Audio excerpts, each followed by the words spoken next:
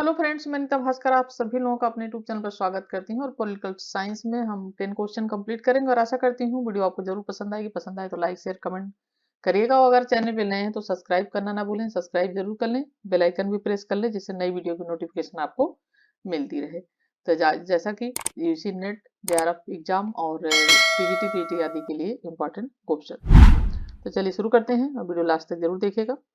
तो चलिए first question पे चलते हैं और फर्स्ट क्वेश्चन है, किस सिद्धांत के अंतर्गत यह माना गया है कि अधिकार किसी समाज की प्रथाओं और परंपराओं का परिष्कृत रूप है। तो कौन सा सिद्धांत है, ठीक है, जिसके अंतर्गत यह माना गया है? अधिकारों का विधिक सिद्धांत यानी कानूनी सिद्धांत, या अधिकारों का ऐतिहासिक सिद्धांत, या प्राकृतिक अधिकारों का सिद्धांत, या अधिकारों का प्रत्ययवादी आदर्शवादी सिद्धांत। और इसका जो राइट ऑप्शन हो जाएगा ऑप्शन बी हो जाएगा। अधिकारों का जो ऐतिहासिक सिद्धांत है उसके अनुसार जो है अधिकार इतिहास के परिणाम होते हैं। क्या है, जो अधिकार है हमारे, ठीक है, वो किसके परिणाम होते हैं? इतिहास के परिणाम होते हैं, अधिकारों के ऐतिहासिक सिद्धांत के अनुसार। और वर्षों से जो रीति है, रिवाज हैं, हमारे प्रथाएं हैं, जिनका हम पालन करते आ रहे हैं, बचपन से हमने बहुत सारे रीति रिवाज हैं और सबके अलग अलग होते हैं प्रदेश स्तर पर, ठीक है, आदि। और जगह जगह अलग अलग रीति रिवाज होते हैं। क्या करते हैं, जहां हम रहते हैं, जहां हम रचते बसते हैं, वहीं उन रीति रिवाजों का हम पालन कर रहे होते हैं और पालन करते करते हम बड़े हो जाते हैं। तो वही रीति रिवाज क्या होते हैं, धीरे धीरे वो अधिकार का रूप लेते हैं। ये कहना है अधिकार जो है अधिकारों का जो ऐतिहासिक सिद्धांत कहता है, ठीक है। और समाज जिन्हें क्या करता है, फिर धीरे धीरे रीति रिवाज क्या होते हैं, प्रथाएं परंपराएं क्या होती हैं, समाज क्या करता है, उसे स्वीकार कर लेता है। और वे ही क्या होते हैं, फिर धीरे धीरे वो अधिकार बन जाते हैं, ठीक है। तो राइट ऑप्शन अधिकारों का ऐतिहासिक सिद्धांत और अधिकार जो चैप्टर है, और यही मैं पॉलिटिकल जो थिंकर्स की वीडियो है उसमें अधिकार के बारे में ही पढ़ा रही हूँ। मैंने कानूनी सिद्धांत और ऐतिहासिक सिद्धांत ये सब पढ़ा और वो चल ही रहा है चैप्टर अभी। तो उसे भी जरूर आप साथ साथ देखा करें जिससे अच्छी तरीके से आपके क्वेश्चन क्लियर हो जाए और डीपली आपको नॉलेज भी मिलेगी उससे। तो चलिए दूसरा क्वेश्चन है, उदारवाद का आधारभूत सिद्धांत है व्यक्तिक स्वतंत्रता, सामाजिक न्याय, समानता, राष्ट्रवाद, ठीक है। और राइट ऑप्शन क्या हो जाएगा? व्यक्तिक स्वतंत्रता। उदारवाद जो है उसका आधारभूत सिद्धांत क्या है, वो व्यक्ति को स्वतंत्रता देना चाहता है। उसके अनुसार उदारवादी जो विचारधारा है उसके अनुसार क्या है, मनुष्य जन्म से ही स्वतंत्र है, ठीक है, वो जन्म से क्या है, स्वतंत्र होता है। और ठीक है, और स्वतंत्रता क्या है, उसका प्राकृतिक अधिकार है, ठीक है। उसका स्वतंत्रता जो है वो क्या है, उसका प्राकृतिक अधिकार है वो, ठीक है। तो ये है, मनुष्य जन्म से स्वतंत्र होता है, स्वतंत्र वो स्वतंत्रता क्या है, उसका प्राकृतिक अधिकार होता है। और एक यो जन्म सिद्ध, ठीक है, या प्राकृतिक और जन्म सिद्ध उसका अधिकार होता है। और लास्की के शब्दों में लास्की कहते हैं कि स्वतंत्रता के साथ इसका प्रत्यक्ष संबंध है, क्योंकि इसका जन्म ही समाज के किसी वर्ग द्वारा जन्म अथवा धर्म के आधार पर प्राप्त जो विशेषाधिकार हैं उनके विरोध में हुआ है। क्या कहते हैं लास्की, कि स्वतंत्रता के साथ इसका प्रत्यक्ष संबंध है क्योंकि इसका जन्म ही समाज के किसी वर्ग द्वारा जन्म अथवा धर्म के आधार पर प्राप्त विशेषाधिकारों के विरोध में हुआ था, ये कहते हैं लास्की, ठीक है। थर्ड क्वेश्चन है, उदारवादी सिद्धांत के अनुसार राज्य किसी राज्य साध्य के लिए एक साधन है, स्वयं साध्य है, अंशतः एक साधन है और अंशतः एक साध्य है, न साधन है और न साध्य है। और राइट ऑप्शन क्या हो जाएगा? ऑप्शन ए हो जाएगा। उदारवादी सिद्धांत के अनुसार राज्य क्या है, किसी साध्य के लिए एक साधन है, ठीक है।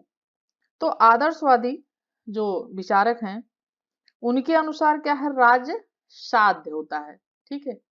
जो है आदर्शवादी विचारक उनके अनुसार क्या है, राज्य साध्य होता है। किंतु जो उदारवादी विचारक हैं, उदारवादियों का मूल आधार क्या है, व्यक्ति है, ठीक है। इनका मूल आधार व्यक्ति है, मनुष्य है। तो ये व्यक्ति को साध्य मान कर ही आगे बढ़ते हैं और उनके अनुसार व्यक्ति का भौतिक, बौद्धिक और आध्यात्मिक कल्याण, उसकी रचनात्मक शक्तियों का विकास ही सबसे अधिक महत्वपूर्ण चीज है। और समाज और राज्य तो क्या है, साधन तंत्र है, ठीक है। समाज और राज्य क्या है, वो साधन साधन मात्र हैं। और उनका महत्व उस सीमा तक है जहां तक वे इस लक्ष्य की पूर्ति में क्या होते हैं, जो लक्ष्य की पूर्ति में वो सहायक, ठीक है, होते हैं। तो उदारवादियों के अनुसार किसी साध्य के लिए राज्य एक साधन मात्र है, ठीक है। फोर्थ क्वेश्चन है, राज्य का कार्य सज्जीवन के मार्ग में आने वाली बाधाओं को बाधित करना है। यह कथन किसका? मार्क्सवादियों का, व्यक्तिवादियों का, प्रत्ययवादियों का यानी आदर्शवादी या प्रत्ययवादी, न उदारवादियों का, ठीक है। और इसका जो राइट ऑप्शन हो जाएगा ऑप्शन सी हो जाएगा, प्रत्ययवादियों आदर्शवादियों का। तो ग्रीन के अनुसार, ग्रीन कहते हैं, ठीक है, ग्रीन कहते हैं कि ग्रीन के अनुसार राज्य का प्रमुख कर्तव्य व्यक्ति द्वारा उसके व्यक्तित्व का पूर्ण विकास करवाना है। तो इनके अनुसार क्या है, जो राज्य है उसका क्या कर्तव्य होना चाहिए? व्यक्ति का संपूर्ण विकास करवाना है। राज्य का कर्तव्य कुछ ऐसी परिस्थितियों की व्यवस्था करना है जिनके अंतर्गत नैतिकता का विकास संभव हो, यानी नैतिकता भी हो और व्यक्ति के जीवन में नैतिकता का विकास हो। अतः ग्रीन के आदर्शवादी राज्य का कर्तव्य यही है कि सद कर्तव्यों को करने में व्यक्ति के मार्ग में जो बाधाएं आए उन्हें क्या करे, उन्हें बाधित करे। तो राज्य का कार्य सज्जीवन के मार्ग माने बाधाओं को बाधित करना, यह कथन है जो है प्रत्ययवादी या आदर्शवादियों का, ठीक है, आदर्शवादी जो विचारक हैं। नेक्स्ट है, सभी राजनीतिक सिद्धांत राज्य को एक आवश्यक बुराई मानते हैं, परंतु इसमें से एक अपवाद है। उदारवाद, अराजकतावाद, प्रत्ययवाद, आदर्शवाद या मार्क्स जो है मार्क्सवाद, ठीक है। और राइट ऑप्शन क्या हो जाएगा, ठीक है, जो है ऑप्शन सी हो जाएगा, प्रत्ययवाद, आदर्शवाद। तो आदर्शवादी जो है, मार्क्सवाद राज्य को शोषण का क्या मानता है, पक्ष मानता है, आप जानते हैं कार्ल मार्क्स जैसे। तो ये क्या मानते हैं, शोषण मान रहा है। इनका कहना है कि राज्य क्या करता है, व्यक्ति का शोषण करता है, ठीक है। वर्ग संघर्ष का सिद्धांत इन्होंने दिया। और इनका कहना है कि व्यक्ति दो वर्गों में बटा हुआ है, पूंजीवादी वर्ग और धनी जो गरीब वर्ग है, ठीक है, मजदूर वर्ग और पूंजीपति वर्ग। और मार्क्सवाद राज्य को शोषण का पक्ष मानता है, यानी ये मानता है कि राज्य शोषण करता है।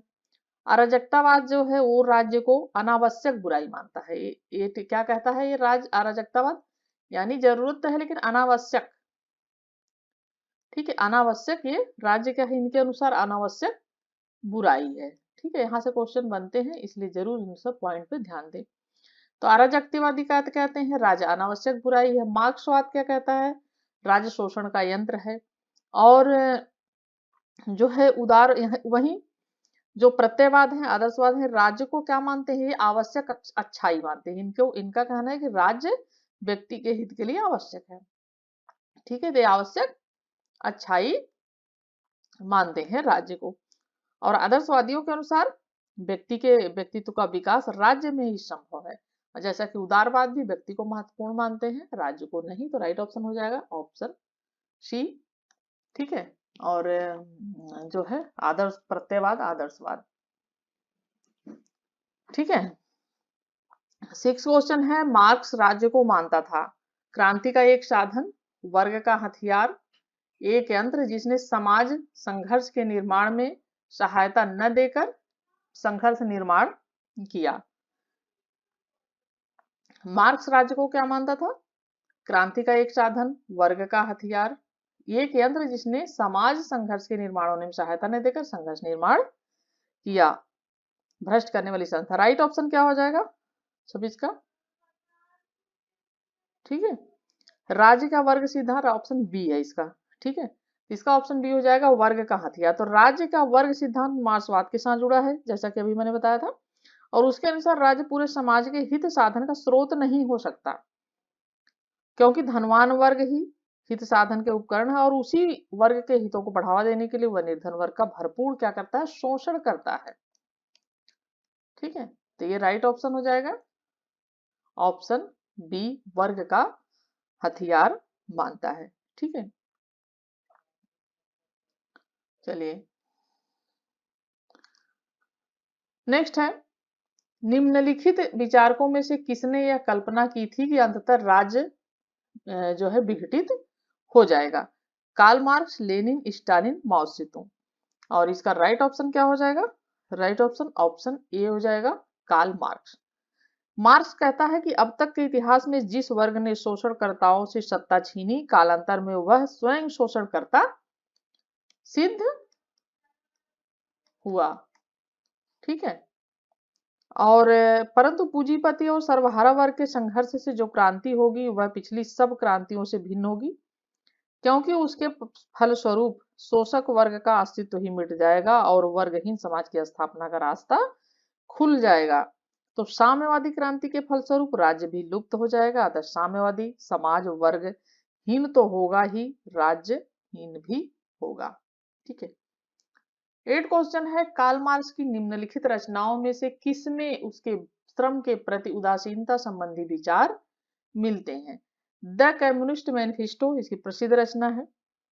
Economic and philosophical manifesto of 1844, Das Kapital इसकी प्रसिद्ध रचना है, और उपरोक्त में से कोई नहीं।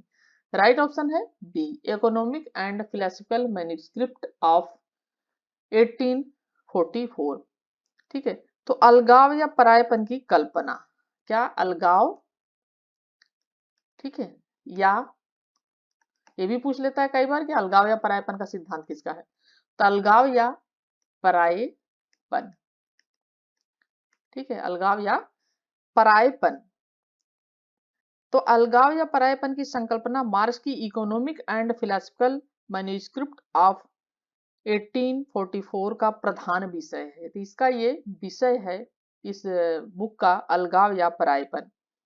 पहले पहल इसमें मनुष्य अपने उत्पादन तथा उत्पादन प्रक्रिया से कट जाता है, क्योंकि पूंजीपति जो समाज है, ठीक है, पूंजी जो पति समाज है, ठीक है, पूंजीवादी जो समाज है, कामगर से यह नहीं पूछा जाता कि किन वस्तुओं का उत्पादन किया जाए। ठीक है। जो कामगर होते हैं, जो काम करते हैं, उनसे कभी यह नहीं पूछा जाता कि किन वस्तुओं का उत्पादन किया जाए और कैसे किया जाए, जबकि सारा कार्य वही करते हैं।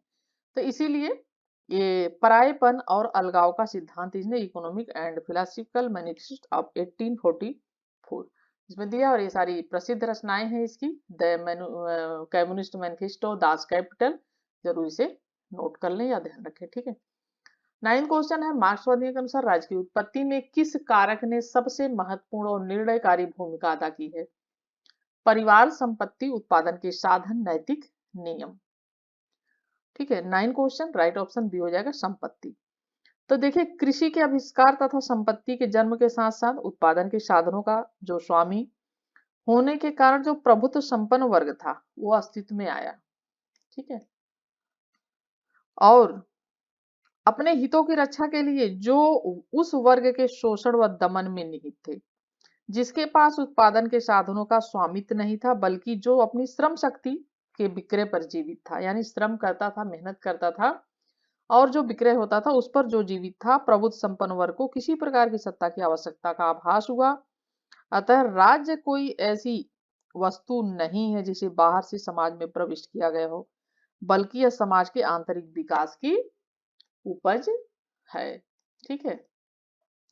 तो मार्क्सवादी के अनुसार राज्य की उत्पत्ति किस कारण ने सबसे महत्वपूर्ण और निर्णयकारी भूमिका अदा की है? तो यह संपत्ति की वजह से जो है ये हुआ है। ठीक है। ये है मार्क्सवादियों का विचार। 10th और लास्ट क्वेश्चन है, परिवार की निजी संपत्ति और राज्य नामक पुस्तक किस विचारक ने लिखी है? परिवार की उत्पत्ति और निजी संपत्ति, तो ये जो है राज्य नामक पुस्तक किस विचारक ने लिखी है? Karl Marx, Proudhon, Lenin, Engels. और राइट ऑप्शन हो जाएगा ऑप्शन डी, एंजिल्स। ठीक है। देखिए, एंजिल्स जो है, ठीक है, एंजिल्स ने इस अनुसंधान के आधार पर एंजिल्स ने अपनी चर्चित कृति the origin of the family, private property and the state 1884, ठीक है, 1884 में इनकी पुस्तक है। ठीक है। चर्चित इनकी कृति है the origin of the family, private property and the state के अंतर्गत राज्य की उत्पत्ति का विस्तृत इन्होंने विवरण दिया है। तो राइट ऑप्शन हो जाएगा एंजिल्स। और आशा करती हूँ वीडियो पसंद आई होगी। पसंद आए तो लाइक शेयर कमेंट जरूर करिएगा। अगर चैनल पर नए हैं तो सब्सक्राइब कर लीजिएगा। नेक्स्ट वीडियो फिर मिलती हूँ, तब तक के लिए thank you for watching video.